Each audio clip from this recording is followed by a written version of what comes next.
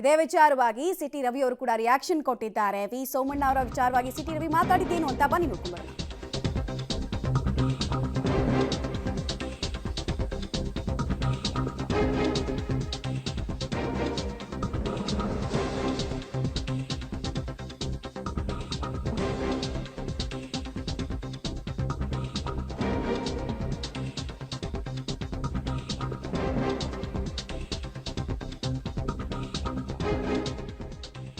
ಅಸಮಾಧಾನ ಶಮನಗೊಳಿಸುವಂತಹ ಪ್ರಕ್ರಿಯೆಗೆ ಚಾಲನೆ ಸಿಕ್ಕಿದೆ ಅನ್ನೋದನ್ನ ಪರೋಕ್ಷವಾಗಿ ಸಿಟಿ ರವಿ ಅವರು ಒಪ್ಕೊಳ್ತಾ ಇದ್ದಾರೆ. ನಮ್ಮ ಪಕ್ಷದ ಎಲ್ಲಾ ಹಿರಿಯರನ್ನ ಕೂಡ ಭೇಟಿ ಮಾಡ್ತೀವಿ, ಯಾರೊಬ್ಬರನ್ನು ದೂರ ಇಡುವ ಪ್ರಶ್ನೆ ಇಲ್ಲ, ಅರ್ಥಾತ್ ಸೈಡ್ ಲೈನ್ ಮಾಡ್ತೀವಿ ಅನ್ನೋದು ಬರೋದೇ ಇಲ್ಲ, ಎಲ್ಲರನ್ನ ವಿಶ್ವಾಸಕ್ಕೆ ತಗೊಂಡು ಹೋಗ್ತೀವಿ, ಯತ್ನಾಳ್ ಇರ್ಬೋದು, ಲಿಂಬಾವಳಿ ಇರ್ಬೋದು, ಎಲ್ಲರನ್ನ ಜೋಡಿಸ್ಕೊಳ್ತೀವಿ ಅಂತ ಹೇಳಿದ್ದಾರೆ.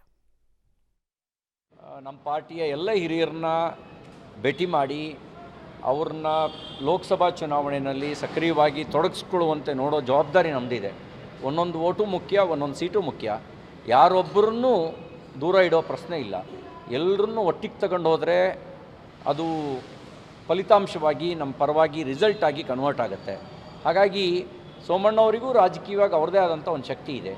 ಸೋಮಣ್ಣವರು ಒಳಗೊಂಡಂತೆ ಅರವಿಂದ್ ಲಿಂಬಾವಳಿಯವರು ಇರ್ಬೋದು, ಯತ್ನಾಳ್ರಿರ್ಬೋದು, ಇನ್ನಿತರೆ ಯಾವುದೇ ಮುಖಂಡರುಗಳಿರ್ಬೋದು ಸಕ್ರಿಯವಾಗಿ ತೊಡಗಿಸ್ಕೊಳ್ಳದೆ ಇರತಕ್ಕಂಥ ಅವರೆಲ್ಲರ ಜೊತೆಗೂ ಕೂಡ ಅವರೆಲ್ಲರೂ ಲೋಕಸಭಾ ಚುನಾವಣೆಯಲ್ಲಿ ಸಕ್ರಿಯವಾಗಿ ತೊಡಗಿಸ್ಕೊಳ್ಳುವಂತೆ ಅವರವರಿಗೆ ಜವಾಬ್ದಾರಿಯನ್ನು ಮತ್ತು ಗೌರವಯುತವಾಗಿ ಕೆಲಸ ಮಾಡುವಂಥ ವಾತಾವರಣವನ್ನು ನಿರ್ಮಾಣ ಮಾಡಿಕೊಡೋದ್ರ ಸಂಬಂಧಪಟ್ಟಂತೆ ಈಗಾಗಲೇ ನಾವು ರಾಜ್ಯಾಧ್ಯಕ್ಷರ ಜೊತೆಯಲ್ಲಿ